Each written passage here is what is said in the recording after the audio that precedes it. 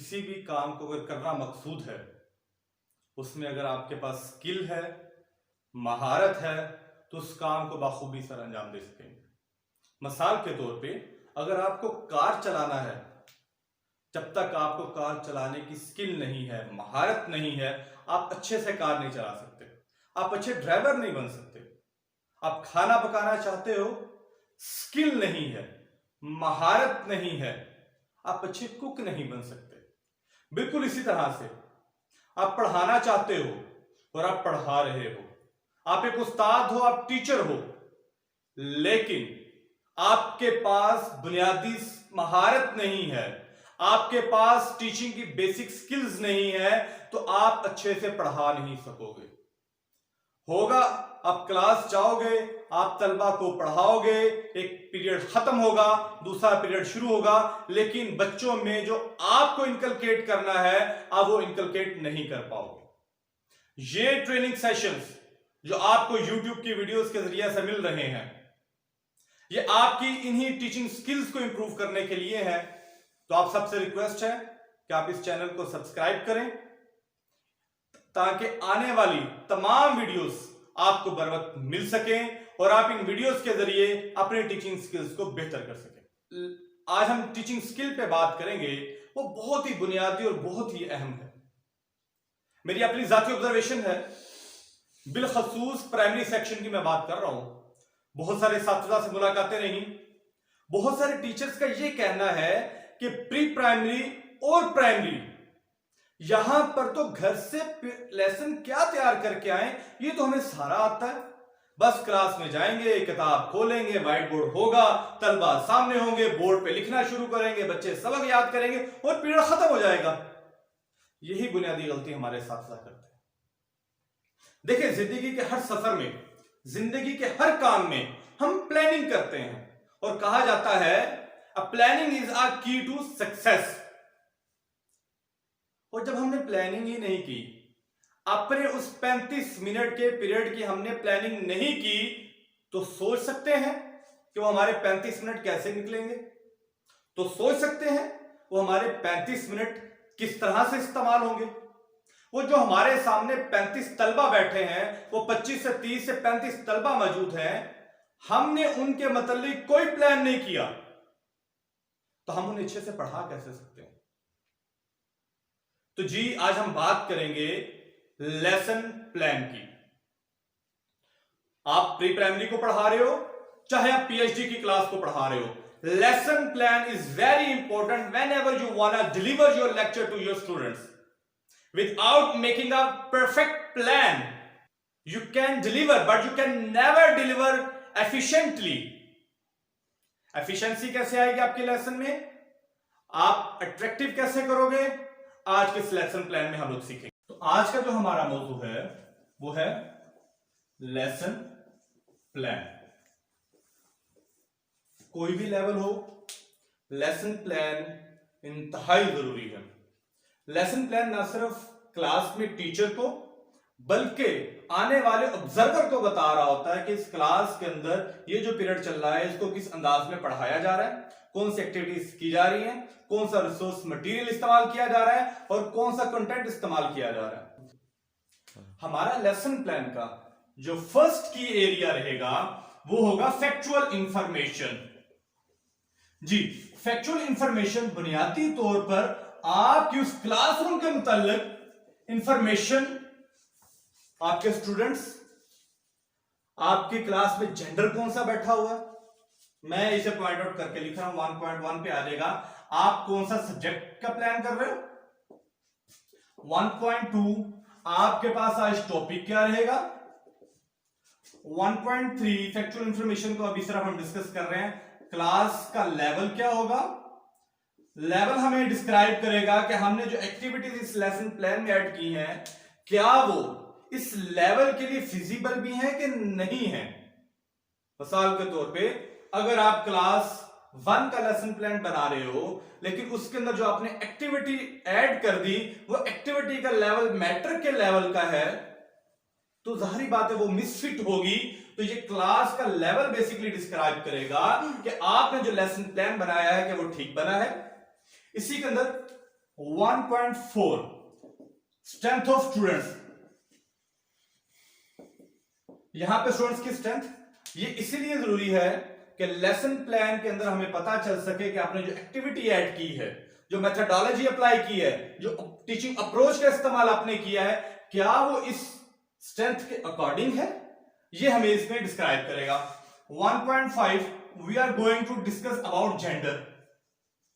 हम इस factual information के अंदर जेंडर को ऐड करेंगे। जेंडर हमारे पास बॉयज कितने हैं क्लासरूम में और गर्ल्स कितनी है। अगर हम एक एक्टिविटी करवाना चाह रहे हैं, ग्रुप एक्टिविटी, हमें पता होगा कि हमने अपनी ग्रुपिंग किस तरह से करनी है। ये कुछ बुनियादी इंफॉर्मेशन है और इसी के साथ बहुत ही अहम फैक्चुअल इंफॉर्मेशन के अंदर आज की डेट और डे और लेसन का ड्यूरेशन, ये बहुत इंपॉर्टेंट है। मैं फैक्चुअल इंफॉर्मेशन को आपके लिए दोबारा दोहरा देता हूं। इसके अंदर subject, topic, class level, student strength, gender, date, day and duration, ये सारा कुछ शामिल है। ये हमारा पहला की एरिया फैक्चुअल इंफॉर्मेशन। दूसरा की एरिया हम इसे कहते हैं SLOs, स्टूडेंट्स लर्निंग आउटकम्स, या आप इन्हें लिख सकते हैं objectives. Objective of the lesson या पीरियड, SLOs या objective of the period. Factual information के बाद जो सबसे बुनियादी की एरिया है वो ऑब्जेक्टिव का है। ये बात ध्यान में रखिएगा, हमारा लेसन प्लान जब तक किसी चीज का मकसद नहीं बताएगा कि आज ये लेसन क्यों डिलीवर किया जा रहा है, तब तक ये लेसन प्लान आपका इनकम्प्लीट रहेगा। और इस SLO के अंदर जो मोस्ट इंपॉर्टेंट एरिया रहेगा वो स्किल डेवलपमेंट, यानी कि आप तलबा में आज इस लेक्चर के जरिए कौन सी स्किल डेवलप करना चाहते हैं। अच्छा, ऑब्जेक्टिव के अंदर मैं डिटेल में जाने से पहले एक छोटा सा ऑब्जेक्टिव आपसे शेयर करता हूं। तो ये ऑब्जेक्टिव बुनियादी तौर पे मैंने बहुत सारे लेसन प्लान्स में देखा है जो टेक्निकली रॉन्ग है। टेक्निकली रॉन्ग क्यों है? क्योंकि ये लेसन प्लान डिस्क्राइब ही नहीं कर रहा, ये ऑब्जेक्टिव जो है ये ऑब्जेक्टिव डिस्क्राइब ही नहीं कर रहा कि आप कौन सी स्किल डेवलप करना चाह रहे हो। अगर आप बात कर रहे हो लर्न की, तो आप कैसे मेजर करोगे कि बच्चे ने लर्न कर लिया है? यकीनी बात है आपको इसकी मेजरमेंट के लिए बच्चे का कोई टेस्ट लेना होगा। वो टेस्ट जो है आपका ओरल भी हो सकता है, वो आपका रिटन हो सकता है। बच्चा उसे डेमोन्स्ट्रेट करेगा, बच्चा उसे पॉइंट आउट करेगा। बहुत सारी आइटम्स पड़ी हुई उसमें से बच्चा पॉइंट आउट कर देगा। आप इस लर्निंग को आप मेजर कर रहे हो with the help of different test.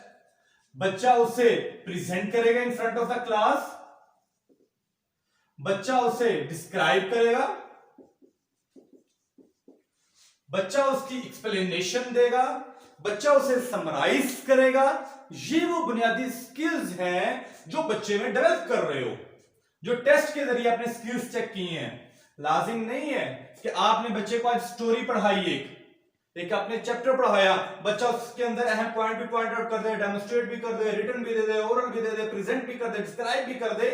ये बच्चे के लिए पॉसिबल नहीं है कि एक ही लेक्चर में, एक पीरियड में इतनी ज्यादा स्किल्स डेवलप करें। तो एक पीरियड में 35 मिनट के पीरियड में बच्चा एक या दो स्किल्स ही ले पाएगा, आप एक या दो स्किल्स के ऊपर काम कर पाओगे। तो लिहाजा हमारा जो SLO होगा, जो ऑब्जेक्टिव होगा, वो लाजमी तौर पे डिस्क्राइब करेगा इस टेस्ट के पैटर्न को कि किस टाइप का हम टेस्ट बच्चे से लेंगे। वो जो टेस्ट टाइप होगी वो बुनियादी तौर पे बच्चे की स्किल होगी। तो हम बुनियादी तौर पे स्किल पे काम करेंगे।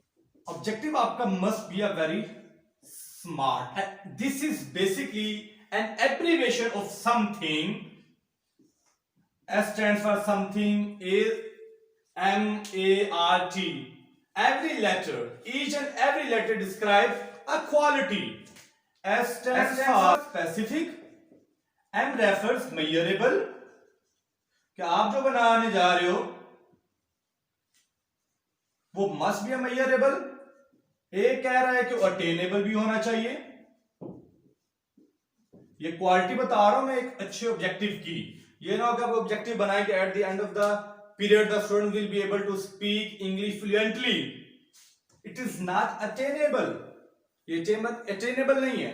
आप एक लेसन का ऑब्जेक्टिव बना रहे हो, at the end of the lesson my students will be able to understand multiplication. अब अंडरस्टैंडिंग को मेजर कैसे करोगे भाई? It must be measurable. इसी तरह this one must be realistic. अब attainable realistic almost the same one, कि ये बच्चे की एबिलिटी के अकॉर्डिंग होगा, ये बच्चा उसे अटेन कर सके। रियलिस्टिक मींस जो आपने टाइम फ्रेम दिया है, जो लिमिटेशंस लगाई हैं, क्योंकि last one T stand for time bound हो, टाइम बाउंड होना चाहिए। इस टाइम फ्रेम के अंदर क्या वो अचीवेबल है, अटेनेबल है? अगर तो है इट्स मींस रियलिस्टिक। क्या जो आप सारा फैक्चुअल इंफॉर्मेशन के अंदर इंफॉर्मेशन दी है उसके अकॉर्डिंग देखा जाएगा क्या ये रियलिस्टिक है, इससे क्या उससे मैच करता है? तो ये बुनियादी कैरेक्टरिस्टिक्स हैं एक अच्छे ऑब्जेक्टिव के। तो मैं दोबारा रिपीट कर देता हूं, S stand for specific, M measurable, A attainable, R realistic, and T for time bound. अच्छा ऑब्जेक्टिव आपका स्मार्ट ऑब्जेक्टिव होना चाहिए। चले मैं एक छोटा सा आपके लिए ऑब्जेक्टिव लिख देता हूं यहां पर, ताकि आपको इसकी अच्छे से समझ आ सके। अब इसको जरा हम देखना चाहते हैं क्या ये हमारा स्मार्ट ऑब्जेक्टिव है। तो इसके लिए देखें, जो सबसे पहले लिखा हमने एट द एंड, हमने इसे टाइम बाउंड कर दिया। ये टाइम बाउंड कर दिया हमने इसे कि ये जी इस पीरियड के अंदर ही ये सारा काम होगा। Will be able two point out 10 nouns. अब 35 मिनट के बाद अगर स्टूडेंट पॉइंट आउट कर रहा है 10 नाउन्स को, ये एक्शन कर रहा है, एक स्किल है कि आप इतने ज्यादा वर्ड्स में से सिर्फ 10 स्पेसिफिक नाउन्स को कर रहे हो, तो ऑब्वियसली ये एक रियलिस्टिक भी है, ये मेजरेबल है। मेजर कैसे किया? आपने बच्चे को एक पैसेज दिया, पैराग्राफ दिया, उसमें कहा बेटा 10 नाउन्स को आप पॉइंट आउट करो। बच्चे 10 नाउन पॉइंट आउट कर दिए, आपने मेजर कर लिया कि ये अचीव हो गया, ये रियलिस्टिक भी है, बच्चा कर सकता है, और अटेनेबल भी है,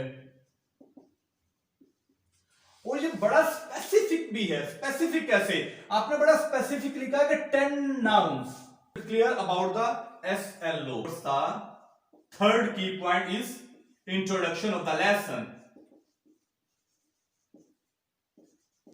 तो इंट्रोडक्शन ऑफ द लेसन, इसके भी फर्दर पॉइंट्स हैं, हम उसे भी डिस्कस कर लेते हैं।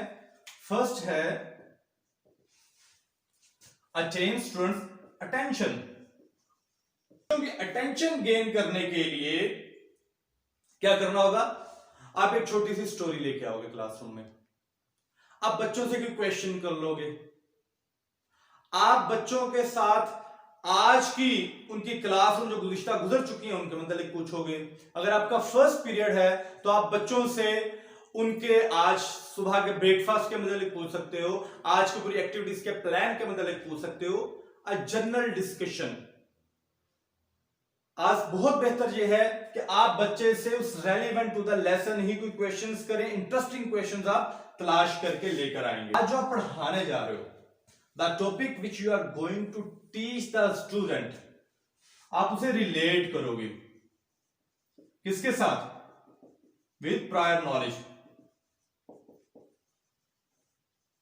अब प्रायर नॉलेज क्या हो सकता है? ये प्रायर नॉलेज जो है बच्चे का पर्सनल एक्सपीरियंस हो सकता है। मैं इसे जरा लिख रहा हूं साइड पे, it can be a personal experience. ये बच्चे का लास्ट लर्न लेसन भी है, ये लास्ट क्लास में बच्चे ने पढ़ा होगा, लास्ट ईयर पढ़ा होगा बच्चे ने। Whenever he has learned, उसके पर्सनल लाइफ से है, उसकी टेक्स्ट बुक्स में से है, उसकी एकेडमिक लाइफ में से है, फ्रॉम वेयर एवर। हो सकता है ये जो आप पढ़ाने जा रहे हैं इससे पहले उसने कोई टॉपिक पढ़ा हो, इसी बुक का कोई पिछले पीरियड में से 2 पीरियड्स पहले पढ़ा हो बच्चे ने, आप उससे रिलेट करोगे। ये लाजमी नहीं है रिलेशन डेवलप करते वक्त कि उसी सब्जेक्ट में से ही हो। एंड मुमकिन है कि बच्चे ने वो किसी और सब्जेक्ट में पढ़ा हो, आप उसे इसके साथ रिलेट कर लोगे। तो ये था जी हमारा इंट्रोडक्शन ऑफ द लेसन। चौथा की एरिया है मेथड। आप किस मेथड से पढ़ाना चाह रहे हो? आपने टीचिंग मेथड्स पढ़े होंगे, मैं भी टीचिंग मेथड्स के इंट्रोडक्शन में नहीं जाऊंगा कि टीचिंग मेथड्स क्या होते हैं, क्योंकि आज हमारा वो टॉपिक नहीं है। मैं टीचिंग मेथड डिस्क्राइब नहीं करने लगा, सिर्फ इतना यहां पे कहूंगा कि आपने यहां पे एक टीचिंग मेथड लिखना है जिसके इस्तेमाल से आप आज के इस टॉपिक को डिलीवर करोगे। 4 एरिया हमारा था method, and the 5th one is activity. और उस मेथड के साथ आपने एक्टिविटी कौन सी रिलेट करनी है? ऑब्वियसली किसी मेथड को अप्लाई करने के लिए आपको किसी ना किसी एक्टिविटी का इस्तेमाल करना होगा। अच्छा, एक्टिविटी की सिलेक्शन का भी एक क्राइटेरिया है। हमने एक्टिविटी जब भी कोई सिलेक्ट कर रहे हैं, हमने बच्चों की एज को लाजमी मद्देनजर रखना है कि बच्चे की एज ग्रुप क्या है, फिर बच्चे का पर्सनल एक्सपीरियंस क्या है, आपके पास रिसोर्सेज क्या है। आपके पास रिसोर्सेज नहीं है जो आप एक्टिविटी लेके आ रहे हो, ठीक है। आपके पास स्पेस क्या है, क्या इतनी स्पेस आपके पास अवेलेबल है जहां पे वो आप एक्टिविटी डेमोन्स्ट्रेट करना चाह रहे हो?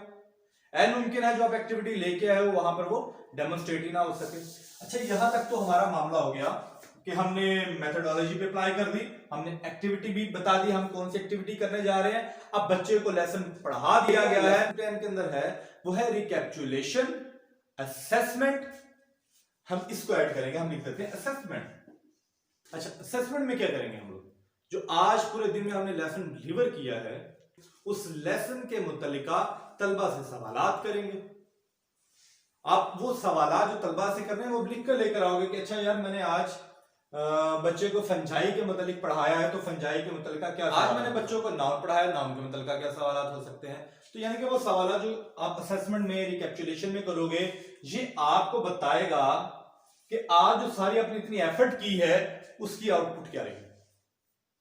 अच्छा, जब आपने असेसमेंट कर ली, बच्चों ने जवाबात दे दी, आपने जवाबात सुन ली, आपको सारा अंदाजा हो गया, तो आप समझे कि शायद लेसन प्लान यहाँ पे खत्म हो गया। अभी लेसन प्लान खत्म। लेसन प्लान का अगला जो की पॉइंट होगा वो होगा समराइज। आपको समराइज करना है। अब जब आपने असेसमेंट की, then you got the idea कि बच्चों को भी 1 2 3 या ये 1 2 पॉइंट्स हैं जिसके अंदर बच्चे को अंडरस्टैंडिंग डेवलप नहीं हुई। तो जब समराइज करोगे पूरे लेसन को आप, तो समराइज करते हुए आप बच्चे को उन्हीं की एरियाज के ऊपर ज्यादा फोकस करके दोबारा से समझाओगे। तो ये आपने समराइज लाजमी करना है अपने लेसन को। ये समराइज लिखोगे आप।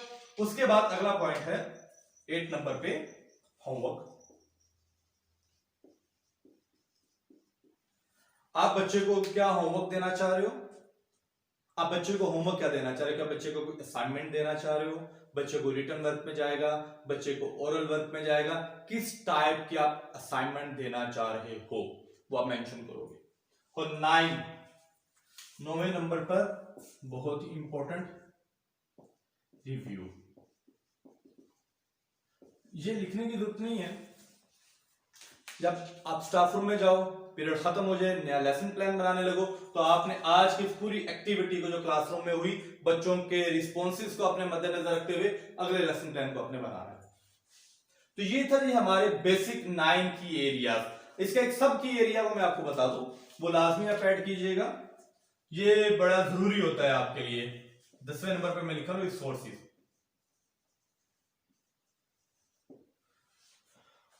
What are the basic resources which you need for demonstrating, for delivering this lecture?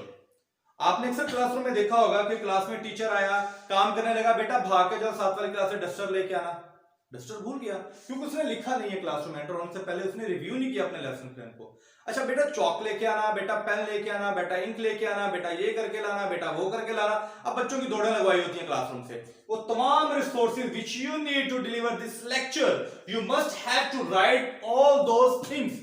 It can be your checklist of the lesson. ये आपके लेसन की चेकलिस्ट हो सकती है। अब चेकलिस्ट बनाओगे, उससे चेक करोगे क्लासरूम में जाने से पहले, अच्छा I have a red pen, I have a marker with full ink, I have a duster with me, I need the charts, I have charts, I need the tape, I have tape. Whatever the resources you need to deliver, whatever the resources you need to demonstrate any activity, you have to make a checklist of the resources. And before entering your classroom, you must check your resources. Either you have all the resources with you or not. तो ये थोड़ी basic information एक lesson plan की।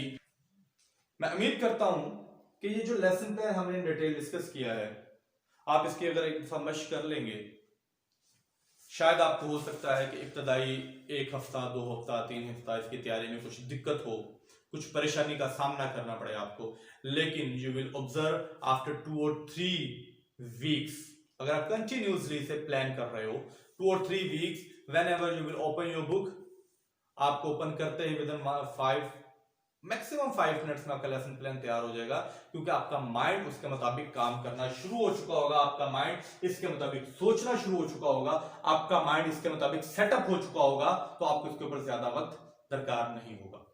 तो आप इसके मुताबिक lesson plan कीजिएगा, इस लेसन प्लान के मुताबिक आप पढ़ाइएगा, फिर आप देखिएगा कि आपके बच्चों की स्किल किस कदर डेवलप। आखिरी बात मैं लाजमी आपसे शेयर करना चाहूंगा वो ये है कि making a lesson plan is only a art. Lesson plan is a art. फिर एब्रिविएशन है, एब्रिविएशन ये कहती है, ए कहता है कि एक्टिविटी, आपको एक्टिविटी ऐड करना है with the help of method, कि कौन सी एक्टिविटी आप करवा रहे हो। आर कहता है आपके पास रिसोर्सेज कौन से होने चाहिए, एंड टी कहता है टाइम। आपको टाइम बाउंड होना चाहिए, आपको हर चीज के लिए टाइम मेंशन करना है, आपको ये मेंशन करना है कि आप कितनी देर में इंट्रोड्यूस कराओगे लेसन को, आप कितनी देर में एक्टिविटी करवाओगे, असेसमेंट कितनी देर में होगी, समराइज कितनी देर में करोगे, होमवर्क कितनी देर में आप असाइन करोगे। तो ये टाइम बाउंडिंग लाजमी होनी चाहिए। अगर लेसन प्लान से मुतल्लिक कोई भी सवाल आपके ध्यान में हो तो कमेंट में लाजमी, इंशाल्लाह ताला अगली वीडियो में एक नए टॉपिक के साथ आपसे मुलाकात होगी।